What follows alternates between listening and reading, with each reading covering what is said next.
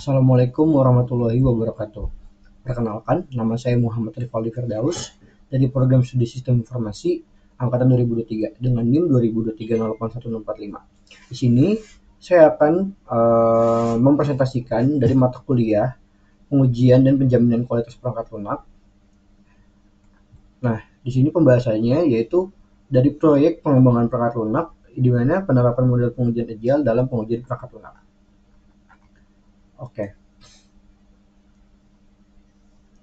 Oke, yang di bab 1 ini ada latar belakang, di mana kita mengambil latar belakang dengan research yang ada, yaitu perkembangan teknologi yang pesat meningkatkan kebutuhan akan perangkat lunak berkualitas tinggi. Namun, perangkat lunak yang dikembangkan tanpa pengujian yang memadai dapat mengakibatkan bug, penurunan performa, dan risiko keamanan. Untuk mengatasi tantangan ini, penerapan model pengujian yang efisien seperti agile menjadi sangat penting dalam proses pengembangan perangkat lunak. Dan tujuan dari penelitian ini adalah yang pertama, mengidentifikasi fitur-fitur perangkat lunak yang sedang diuji. Yang kedua, menerapkan metode pengujian agile untuk meningkatkan efisiensi dan efektivitas pengujian. Yang ketiga, mengevaluasi kualitas perangkat lunak berdasarkan hasil pengujian untuk memberikan rekomendasi perbaikan. Di ruang lingkupnya, penelitian berfokus pada pengujian perangkat lunak menggunakan metode black box dan white box. Pengujian ini dilakukan pada aplikasi berbasis web dengan fitur utama yang mencakup login, validasi formulir, dan kompatibilitas platform atau antar platform. Bab kedua ada kajian teori. Di subbab pertama ada pengujian perangkat lunak.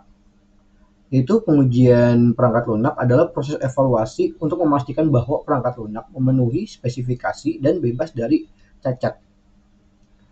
Metode pengujian utama yang digunakan adalah black box testing, di mana black box testing yaitu menguji fungsi perangkat lunak tanpa melihat kode sumber.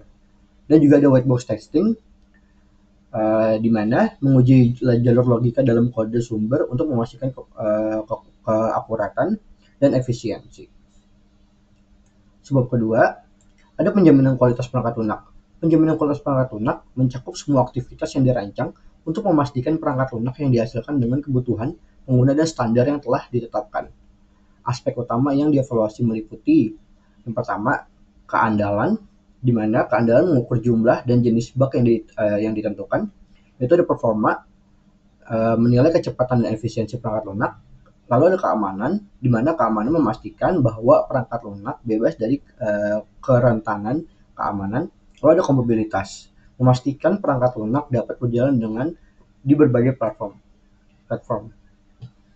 Di bab 3 ini ada identifikasi fitur yang diuji. Itu fitur utama perangkat lunak yang diuji meliputi login atau validasi username dan password. Lalu ada formulir pengguna, validasi input data seperti usia, email, dan nomor telepon. Lalu ada kompatibilitas, pengujian perangkat lunak pada berbagai sistem operasi.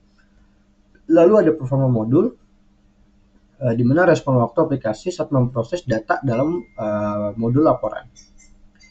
Lalu di bab ini ada metode pengujian yang digunakan seperti black box testing yang sudah saya mention tadi. Di black box testing ada dua hal, yaitu boundary value analysis yang artinya menguji input pada nilai batas minimum dan maksimum.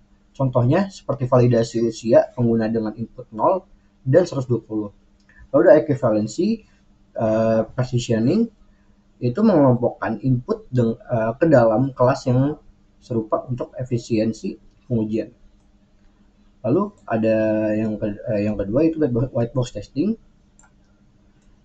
Metode white box testing berisikan dua hal juga seperti kode coverage, di mana mengukur persentase jalur kode yang telah diuji, dan juga ada pair testing, mengidentifikasi jalur logika yang belum optimal atau mengandung bug, misalnya pengujian fungsi login untuk semua kombinasi input valid dan tidak valid.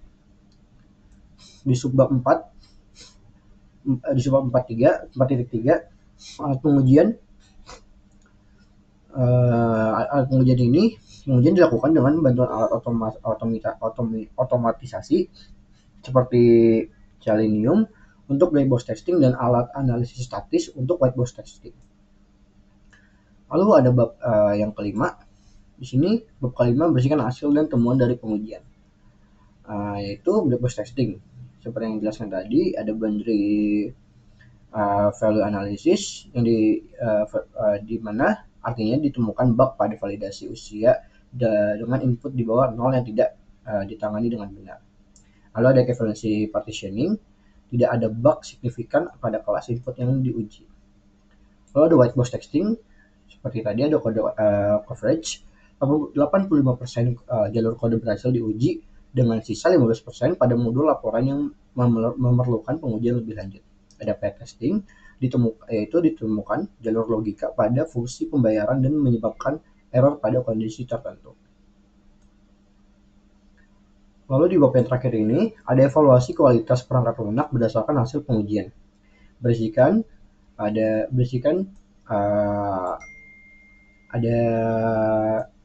evaluasi seperti keandalan. Di keandalan ini berisikan jumlah bug yang ditemukan adalah 12 dengan 10 diantaranya telah diperbaiki. Bug yang tersisa masuk kategori prioritas rendah.